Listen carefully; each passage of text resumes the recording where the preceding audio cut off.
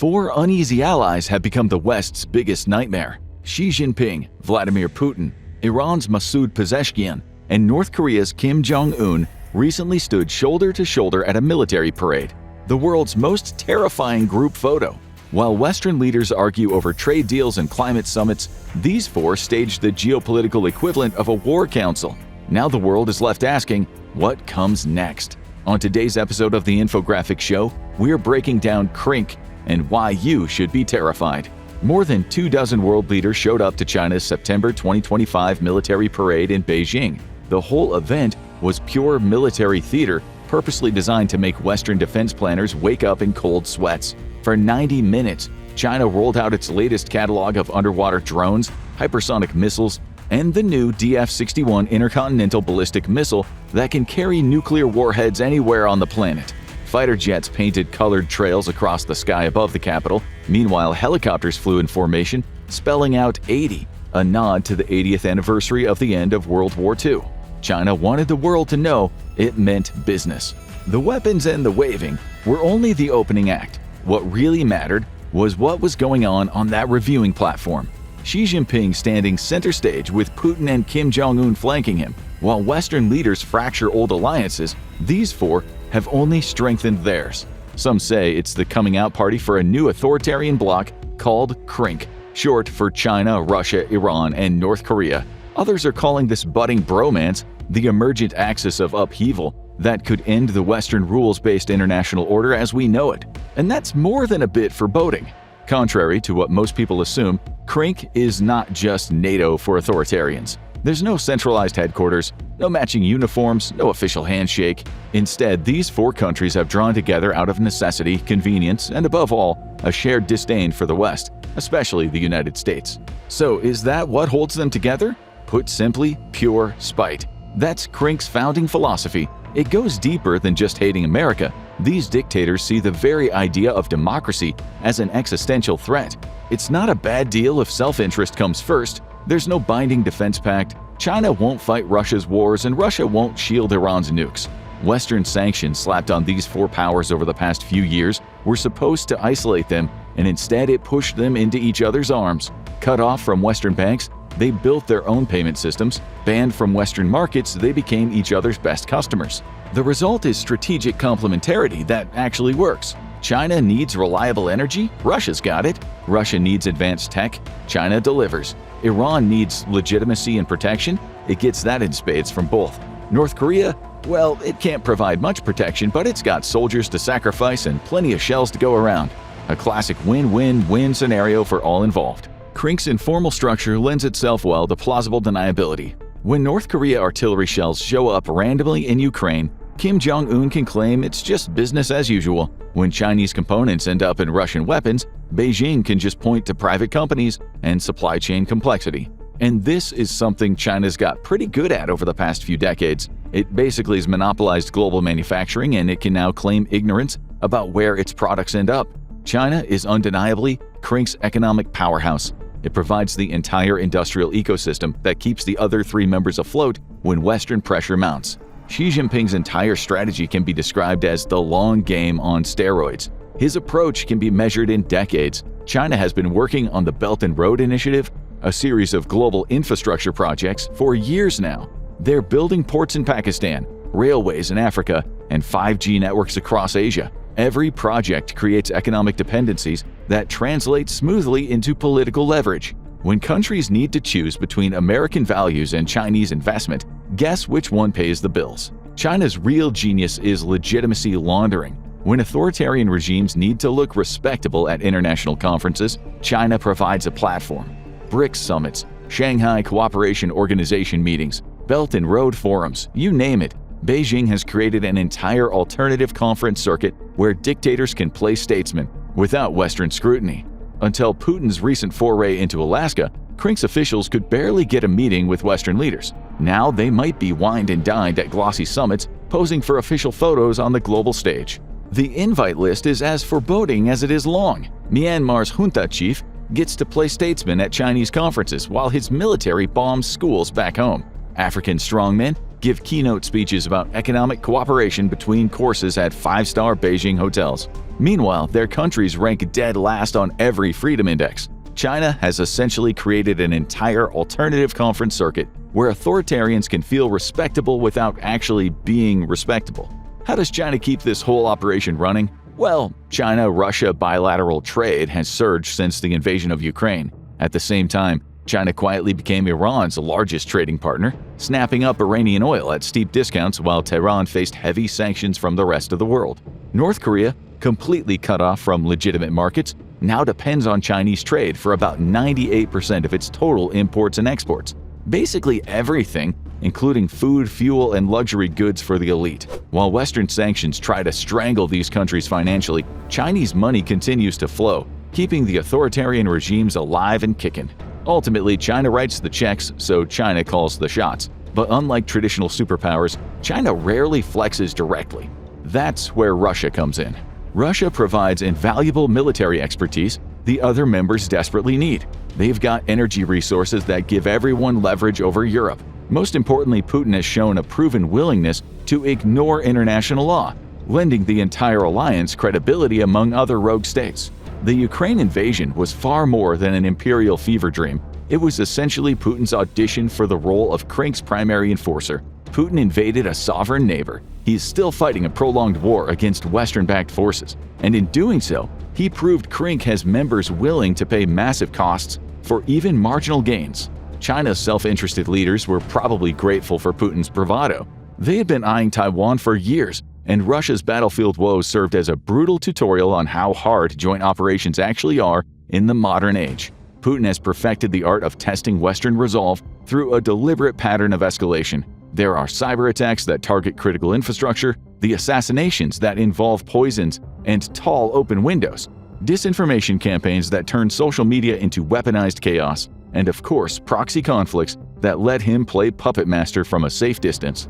The other Krink members have been taking notes. Iran has borrowed Putin's proxy playbook, arming everyone from Hezbollah to the Houthis while maintaining plausible deniability. North Korea has embraced cyber attacks, allegedly hacking everything from Sony Pictures to cryptocurrency exchanges. And China? Well, like we said before, they have perfected the art of economic coercion.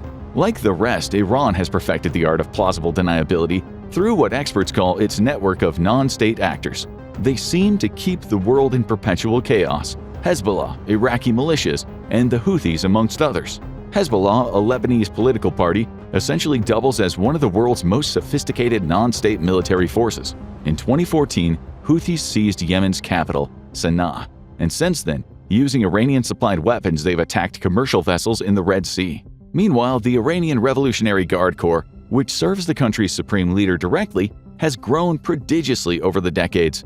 It's not only got 150,000 ground troops, but its own navy and air force totally separate from Iran's regular armed forces. They invest heavily in recruiting and funding a network of Shiite proxy militias in Iraq and Syria, the Iranian equivalent to a franchise operation of regional troublemaking. The genius and the terror of Iran's approach is that it gives Tehran the ability to punch way above its weight class while keeping its own hands relatively clean. When the Houthis regularly attack vessels in the Red Sea, Iran can shrug. When Iraqi militias target U.S. forces abroad, Tehran insists it's just providing defensive support to allies. Over the past few years, Iran has been turning commercial technology and creative accounting into seriously exportable weapons. Consider the Shahed drone, which Russia first deployed against Ukraine in 2022. The drone navigates via commercial-grade inertial guidance systems corrected by civilian GPS, turning everyday electronics into precision terror weapons.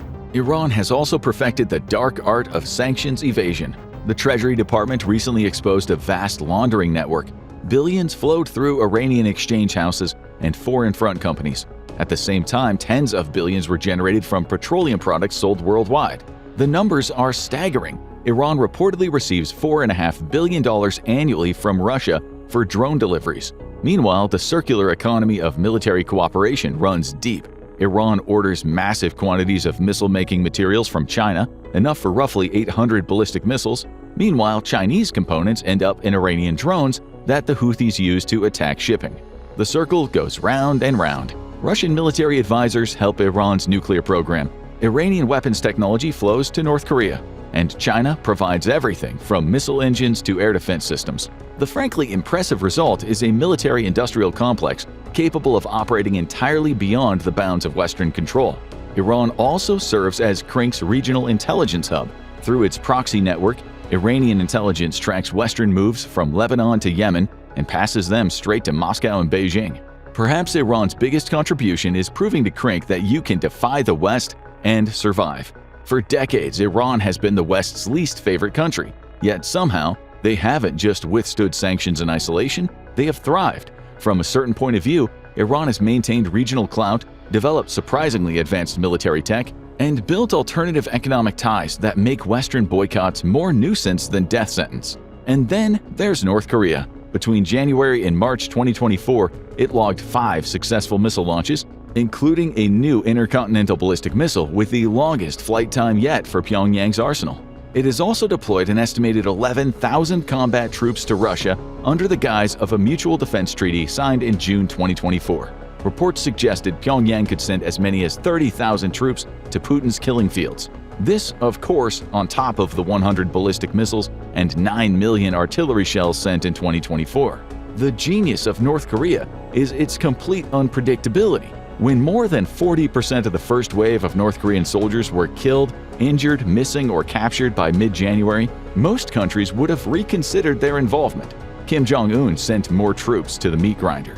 Kim Jong-un has turned North Korea into a laboratory for maximum pressure survival. Cut off from Western markets, crippled by sanctions, and under constant military threat, they've still built nuclear weapons, advanced missiles, and kept the regime stable.